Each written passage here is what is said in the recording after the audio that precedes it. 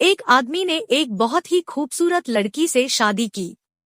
शादी के बाद दोनों की जिंदगी बहुत प्यार से गुजर रही थी। वह उसे बहुत चाहता था और उसकी खूबसूरती की हमेशा तारीफ किया करता था, लेकिन कुछ महीनों के बाद लड़की चर्मरोग स्किन डिजीज से ग्रसित हो गई और धीरे धीरे उसकी खूबसूरती जाने लगी। खुद को इस तरह देख उसके मन में डर समाने लगा कि यदि वह बदसूरत हो गई तो उसका पति उससे नफरत करने लगेगा और वह उसकी नफरत बर्दाश्त नहीं कर पाएगी। इस बीच एक दिन पति को किसी काम से शहर से बाहर जाना पड़ा। काम खत्म कर जब वह घर वापस लौट रहा था, उसका एक्सीडेंट हो गया।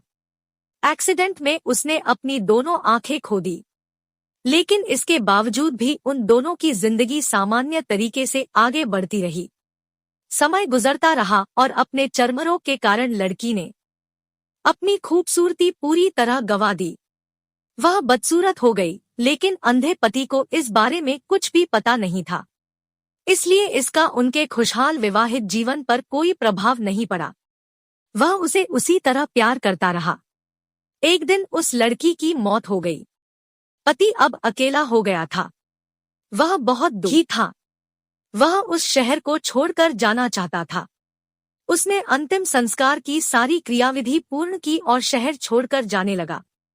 तभी एक आदमी ने पीछे से उसे पुकारा और पास आकर कहा, अब तुम बिना सहारे के अकेले कैसे चल पाओगे? इतने साल तो तुम्हारी पत्नी तुम्हारी मदद किया करती थी। पति ने जवाब दिया, दोस्त, मैं अंधा नहीं हूँ।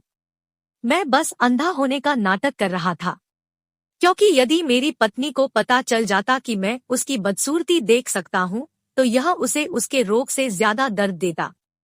इसलिए मैंने इतने साल अंधे होने का दिखावा किया। वह बहुत अच्छी पत्नी थी। मैं बस उसे खुश रखना चाहता था।